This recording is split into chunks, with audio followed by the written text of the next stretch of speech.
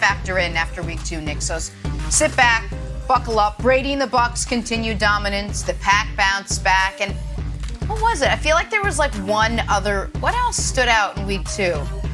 Oh, yeah. Kansas City Chiefs. Nick, take us through your NFL tiers entering week 3.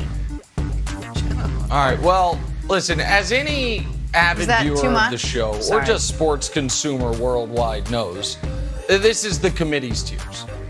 And while I'm not going to bore you with the committee's parliamentary procedures, just know there had been 7 of us. After yesterday, meeting long into the evening, 2 of the committee members are no longer with us. Did they die? No. But they're dead to me, for the record. Dead to me. Wow. There was controversy, there was argument, and so it is still the committee's tiers. There's only 5 of us now. Let's reveal them, and then we'll get into the controversy. All right, we're going to go quickly through the very bottom. Giants almost won. You stay the worst team in football. The 4 teams above you, you're all terrible. Jags, I wanted to root for you. It's very difficult. The group above, you've shown a little bit. A couple of you have wins. I know Broussard thinks the Colts and Vikings could be alive. I think the Falcons could be alive. But these are your worst 10 teams in the league. All right, now to the more interesting tiers and the more noteworthy teams. All of them, playoff caliber defenses. All of them, super questionable offenses. I hate to do that to Jalen Hurts, but he's got to expand his throwing area aside from just the right quadrant of the field. Big Ben is cooked like a turkey, and we know the quarterback situations for the other 4. Undefeated, but untrustworthy. You're 2-0, but can anyone really trust you?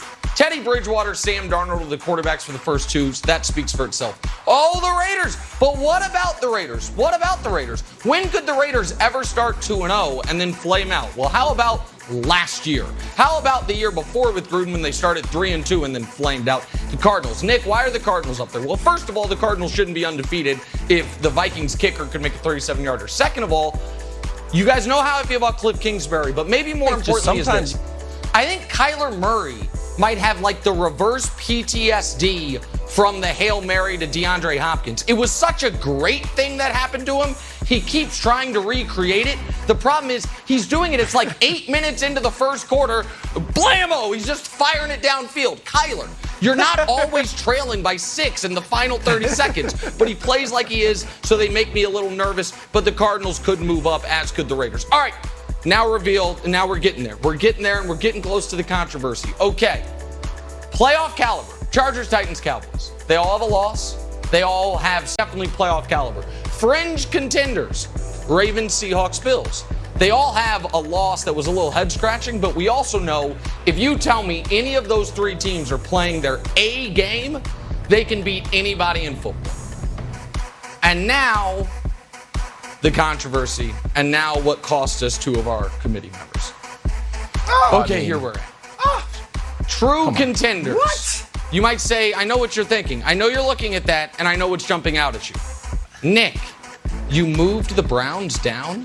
I know that's what jumps off the page. Yeah, I didn't think they were that impressive against the Texans. Neither did the committee. That was a tie game till Tyrod Taylor got hurt. The Packers stayed where they were. After steadying themselves, they've only played 1 good half. And the Bucs stayed where they were. We didn't hold against them the terrible quarter they played against Tampa. They played very well on offense and defense. They made timely plays. Number 1 contenders, the Rams and the 49ers. Both of these teams can beat you anyway. They can beat you with great defense. They can beat you on the ground, and they can beat you through the air. You might say, Nick, prove it to me. Okay, great. Rams play the Bucs. Niners play the Packers this week. I think the committee will be vindicated. And then the controversy. Then what cost my wife came downstairs and told the committee they needed to be quiet. Someone slammed a door. It was an ugly scene. All I'm going to say is this. You don't need to trust me. Trust Fox Bet or any of your favorite gambling establishments. I challenge anyone to find a sports book in America where the literal favorites are not the Kansas City Chiefs. Are not going to overreact to an aberration built on an anomaly. They're not going to overreact to a bad pick and an awful fumble. They are going to stay the course knowing, just like Vegas knows, that the favorites are still the Kansas City Chiefs. So there it is. These are not standings. These are not power rankings, Broussard. These are tiers.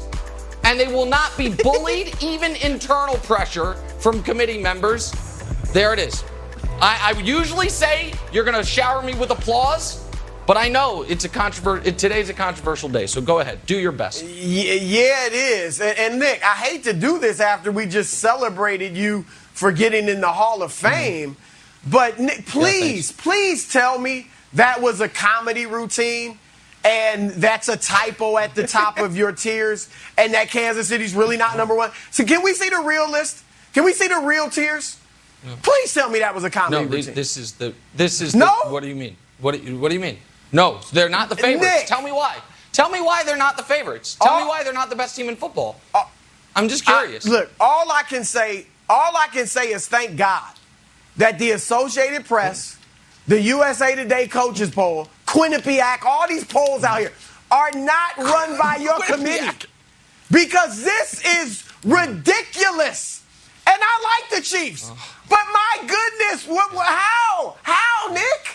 How in the world can they be number one? Number one, they're coming off a loss. All right? Number two, they got arguably the worst defense in the NFL. All right? They're last in rushing by a mile. I get it. They've played some tough teams. But still, who they going to have to beat in the playoffs? Tough teams. Tennessee runs the football. Cleveland runs the football. Baltimore runs the football. All right, and then they're giving up 32.5 points a game. Patrick Mahomes has to wear his cape every single play for that defense. Yeah. All right, and Tampa Bay, Nick, should clearly be number one.